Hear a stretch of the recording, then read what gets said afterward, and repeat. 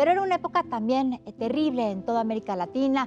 Fue justo cuando comenzaba el ciclo de golpes de Estado que desembocaron en estas dictaduras brutales de ultraderecha, increíblemente represivas. Todas ellas con el apoyo de la Unión Americana. La principal relación que tenía el Estado mexicano con las fuerzas de seguridad estadounidenses, sobre todo con la CIA, era la Dirección Federal de Seguridad, una institución que participó en todos los episodios oscuros de aquellos años en la historia de México. Uno de los más importantes fue sin duda la masacre de Tlatelolco. El presidente Díaz Ordaz fue convencido de que había una gran conspiración comunista internacional contra México para boicotear las Olimpiadas de 1968. La respuesta fue la represión orquestada por el Batallón Olimpia y ordenada por el secretario de Gobernación, Luis Echeverría.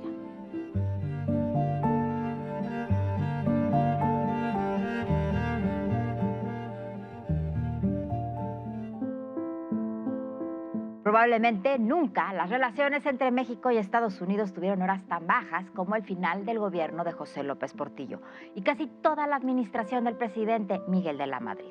Dos cosas detonaron la relación: la nacionalización de la banca en 1982 y la irrupción del narcotráfico.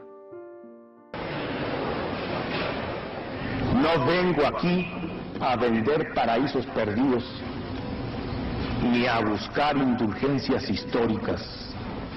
Decir la verdad, la mía, es mi obligación, pero también mi derecho. Soy responsable del timón, pero no de la tormenta. He expedido en consecuencia 2 decretos. Uno, que nacionaliza los bancos privados del país. Cuando se nacionaliza la banca, el manejo económico del país era caótico y las innumerables denuncias de corrupción enlodaban la administración de López Portillo. En los Estados Unidos y en los círculos de poder de ese país, ya con Reagan instalado en la Casa Blanca, veían la nacionalización como una medida para retar a la Unión Americana. Mientras tanto, la relación del gobierno de Reagan con el del presidente Miguel de la Madrid fue de mal en peor. To properly express our outrage, and I think the outrage of all Americans. With Kiki's death, our country changed. The way Americans viewed drugs changed, and DEA responded, resolving to fight with an even greater commitment for what Kiki gave his life to achieve. Pero en la oscuridad se tejía una trama mucho más compleja. En 1979, el gobierno del Shah de Irán, Reza Pahlavi, había sido derrocado por los grupos religiosos integristas encabezados por el ayatollah Khomeini. En un episodio que terminó costándole la presidencia al presidente Jimmy Carter, la embajada de Estados Unidos fue tomada por militantes integristas del nuevo régimen y numerosos funcionarios quedaron como rehenes. Cuando el gobierno de Estados Unidos de Carter intentó rescatarlos, sus helicópteros chocaron en el aire y murieron varios Marines. La crisis de los rehenes duró meses hasta que se asumió la presidencia con Ronald Reagan y llegó a un acuerdo para liberar a los rehenes.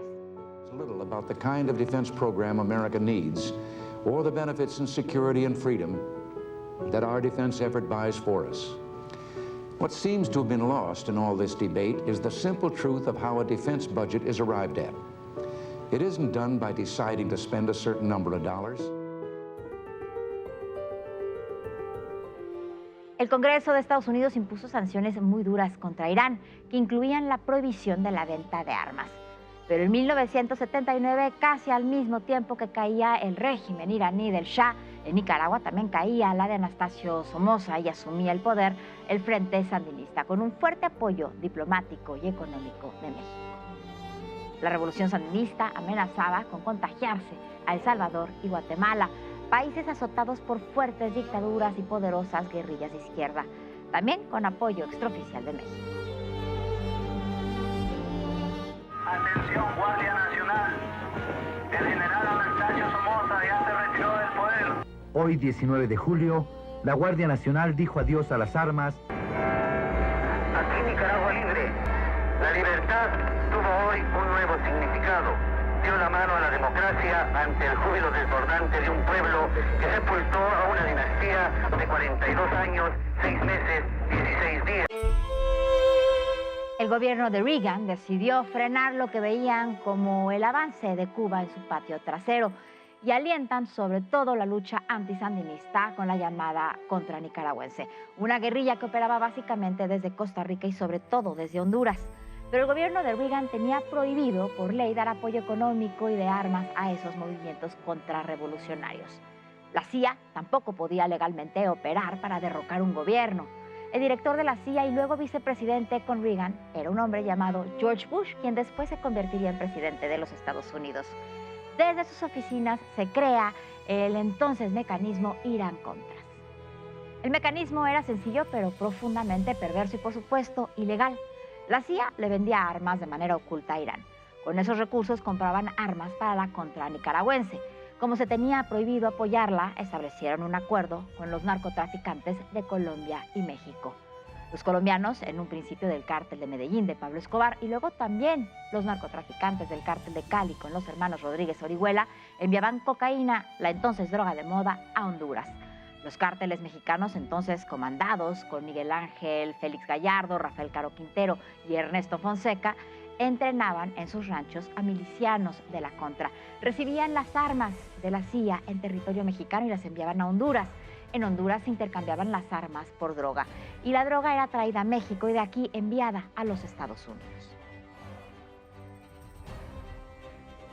En 1979 había caído el gobierno de Anastasio Somoza Debayle y la administración Reagan, que tomó el poder poco después, implementó un programa para tratar de derrocar a los sandinistas. La Contra operaba básicamente desde la frontera con Honduras en una guerra abierta contra el régimen. Honduras se convirtió en un puente donde llegaban los hombres que eran entrenados en otros países centroamericanos, pero sobre todo en las fincas de los narcotraficantes colombianos y mexicanos. Ahí llegaban las armas, pero también la cocaína de Colombia, que era trasladada a su vez a México y luego a Estados Unidos. De México llegaban los aviones con armas y gente que regresaban con la cocaína, que era recibida por la gente de Félix Gallardo, Don Neto y Caro Quintero. Luego, la droga era enviada a Estados Unidos. Todo funcionó bien hasta que la trama fue descubierta por el Congreso estadounidense en una investigación de venta clandestina de armas a Irán y tuvo que comenzar a ser desarticulada, entre otras razones, porque quien sería el candidato republicano para la presidencia de Estados Unidos era el exdirector de la CIA, George Bush, y había sido bajo su mando que se articuló dicho operativo. En Estados Unidos, el responsable de ese operativo ilegal era un coronel de la CIA, Oliver North. En México, la relación con la CIA y los narcotraficantes se establecía a través de la Dirección Federal de Seguridad, adscrita a la Secretaría de Gobernación. Y en Honduras, el responsable del intercambio era un narcotraficante ligado, muy cercano a Pablo Escobar, Juan Ramón Mata Ballesteros. El plan tenía varias fallas. No tomó en cuenta las investigaciones propias que realizaban la naciente DEA y el FBI sobre el narcotráfico dentro y fuera de los Estados Unidos, e ignoró que con la producción de coca quedaba un desecho altamente tóxico que se comenzó a comercializar en las calles de los Estados Unidos. Esta droga, conocida como el crack, llegaba a los más pobres de la Unión Americana y comenzó a causar miles de muertes, pero eso se sabría bastante después. Antes fue asesinado el agente de la DEA, Enrique Camarena. En 1981, Camarena fue asignado a la Agencia Antidrogas de Estados Unidos en Guadalajara. Su trabajo como agente infiltrado ayudó a la ruptura de varios grupos delictivos en nuestro país. En 1984, 450 soldados mexicanos, apoyados por helicópteros, destruyeron 1 hectárea de marihuana de las plantaciones del Cártel de Guadalajara. Esta fue considerada la segunda operación antidrogas más grande hecha por la DEA. Ante esto, Miguel Ángel Félix Gallardo, conocido en los años 80 como el zar de la cocaína en México, ordenó el secuestro de Enrique Camarena. Se hizo a plena luz del día por agentes de policía corruptos pagados por el Cártel de Guadalajara, cuando Camarena salía del consulado de Estados Unidos en la capital tapatía. Camarena fue torturado y apaleado hasta la muerte. Su cuerpo fue encontrado en el pueblo de La Angostura, en Michoacán. Una unidad especial de Estados Unidos fue enviada para coordinar la investigación en México. Pronto se identificó a Miguel Ángel Félix Gallardo y a 2 de sus colaboradores más cercanos, Ernesto Fonseca Carrillo y Rafael Caro Quintero, como los principales sospechosos. Enrique Camarena era un agente de la DEA estadounidense de origen mexicano que comienza a operar en México con el llamado Cártel de Guadalajara, el mismo que participaba con el apoyo de la CIA y la DFS en esta operación Irán-Contras. La DEA, una organización entonces nueva, no tenía información de la CIA. Camarena, de alguna forma, conoce información interna del cártel y comienza a dar golpes importantes. Uno de ellos fue el principal decomiso del mayor plantío de marihuana en la historia. Estamos hablando del rancho El Búfalo, en el Triángulo Dorado, propiedad de Rafael Caro Quintero.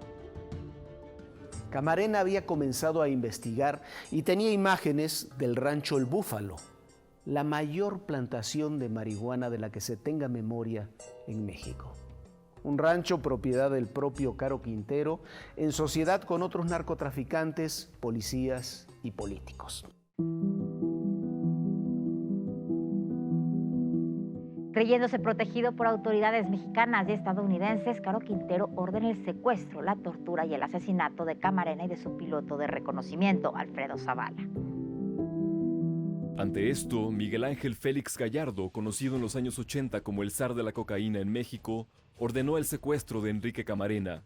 Se hizo a plena luz del día por agentes de policía corruptos pagados por el cártel de Guadalajara cuando Camarena salía del consulado de Estados Unidos en la capital tapatía. Camarena fue torturado y apaleado hasta la muerte. Su cuerpo fue encontrado en el pueblo de La Angostura, en Michoacán. Una unidad especial de Estados Unidos fue enviada para coordinar la investigación en México. Pronto se identificó a Miguel Ángel Félix Gallardo y a dos de sus colaboradores más cercanos, Ernesto Fonseca Carrillo y Rafael Caro Quintero, como los principales sospechosos. Nunca desde la Revolución la relación de México y Estados Unidos estuvo en un punto tan bajo. Se cerraron fronteras, se impuso la certificación anual antidrogas. En una visita a Washington, el presidente Miguel de la Madrid fue acusado de lavado de dinero en filtraciones publicadas en The Washington Post. La CIA canceló la operación Irán-Contras y en México se decretó la desaparición de la Dirección Federal de Seguridad. Pero pese a tener pruebas de todo tipo sobre la operación Irán-Contras, en Estados Unidos solo se castigó a Oliver North. Poco después comenzó la desaparición de todos los involucrados en México, en Colombia y en Honduras. La DEA puso en marcha la Operación Leyenda, la mayor investigación de su historia. Una unidad especial fue enviada a México y desde entonces la DEA considera cómplice al gobierno mexicano del narcotráfico. Fueron detenidos Ernesto Fonseca y Rafael Caro Quintero semanas después del asesinato de Camarena. Y en 1989, ya con Carlos Salinas de Gortari como presidente, fueron detenidos Miguel Ángel Félix Gallardo y el cuñado del expresidente Luis Echeverría, Rubén Zuno Arce. Él, acusado de ser socio financiero del cártel y propietario de la casa donde fueron torturados Camarena y Zavala. Mato Ballesteros fue detenido y sigue detenido en los Estados Unidos. Pablo Escobar y el cártel de Medellín desaparecieron, lo mismo que poco después el cártel de Cali de los hermanos Rodríguez Orihuela.